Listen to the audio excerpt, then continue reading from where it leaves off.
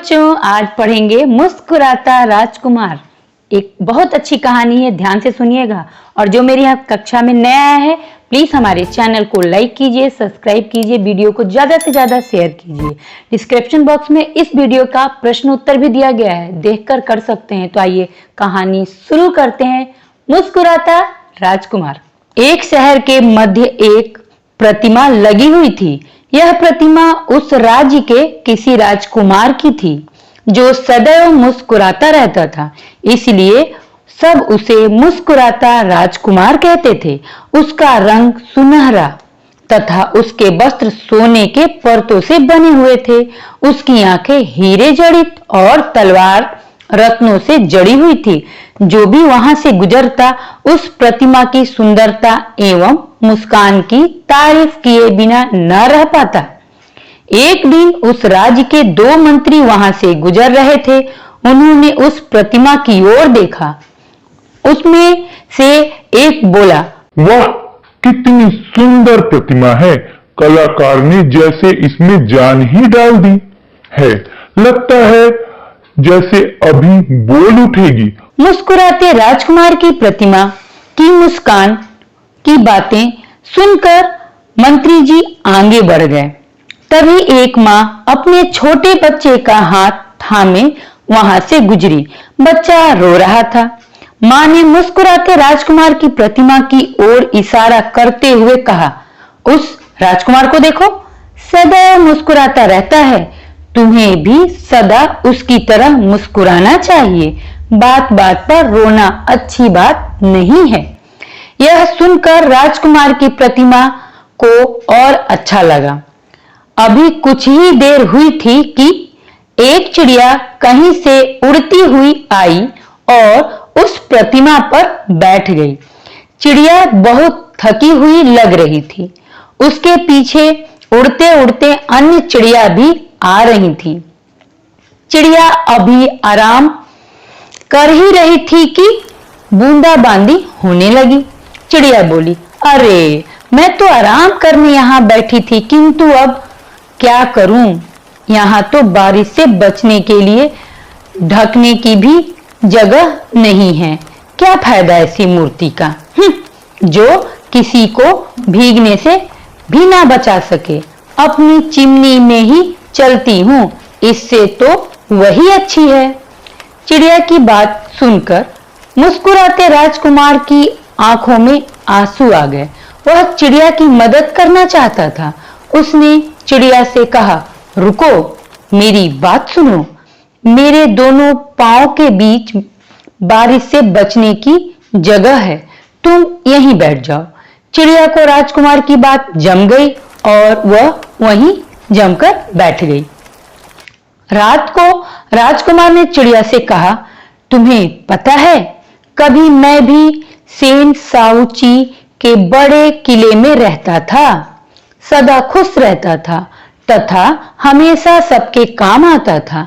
अब मैं जीवित नहीं रहा, शायद मेरा दिल भी नहीं रहा। मैं चाहते हुए भी किसी की कोई मदद नहीं कर सकता। क्या तुम मेरी मदद करोगी? चिड़िया बोली, हमें बसंत से पहले अपने नए स्थान पर पहुंचना है। मेरे साथी मुझे ढूंढ रहे होंगे। जल्दी बताओ, तुम्हारा क्या काम है? मुस्कुराता राजकुमार बोला, चिड़िया, तुम राजमहल में जाओ। वहां रानी के महल के बाहर सेवकों के कमरे हैं। उनमें एक छोटा सा कमरा होगा। वहां एक बीमार लड़का भूखा प्यासा होगा, पर उसकी माँ के पास खिलाने को कुछ भी नहीं है। यहाँ तक कि उसके पास दवा के भी पैसे नहीं हैं। तुम मेरी आंखों में से कुछ हीरे निकालकर उसे दे आओ। वह हीरे बेचकर अपने बेटे का इलाज करवा लेगी और उसे भोजन करवा देगी। चिड़िया बोली, नहीं, मैं उस लड़के की मदद के लिए बिल्कुल नहीं जाऊंगी। जानते हो, पिछले साल जब मैं नदी पार कर रही थी तो कुछ शरारती लड़कों ने मुझे पत्थर मारे थे। चिड़िया की बात सुनकर राजकुमार उदास हो गया। राजकुमार को उदास देखकर चिड़िया ने झट से उसकी बात मान ली। उसने अपनी चोंच से कुरेद कर उसकी आंखों में से कुछ हीरे निकाल लिए और तेजी से उड़ती हुई राजमहल के पास जा पहुंची। उसने हीरे उस छोटे से कमरे में गिरा दिए। अपने कमरे में चमकते हुए हीरे पाकर लड़के की मां बहुत खुश हुई और अपने बेटे की दवा और खाना लेने दौड़ती हुई बाहर चली गई।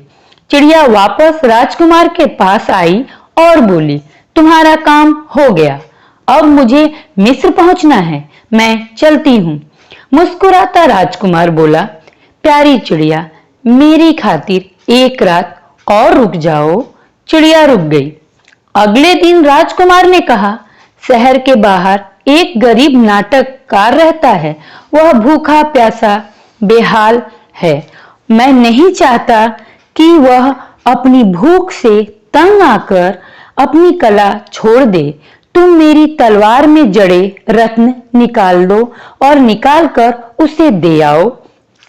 चिड़िया ने तलवार में जड़े रत्न निकाल दिए और एक एक कर कलाकार के पास डाल दिए। कलाकार खुशी से झूम उठा।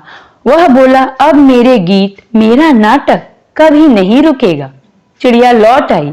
राह में उसने एक गांव देखा जहां बहुत गरीबी थी।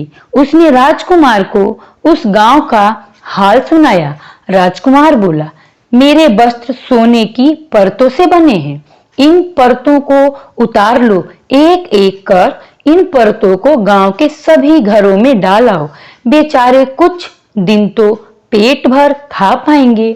चिड़िया ने एक एक सोने की परत गांव के सभी घरों में डाल दी। अपने घर पर सोना देखकर लोग नाच उठे। चिड़िया तो लौट आई पर थककर मूर्ति पर आ गिरी। अगले ही दिन सुबह वही दोनों मंत्री राजा के साथ वहां से गुजरे। राजा बोला, यह प्रतिमा कितनी बदसूरत लग रही है।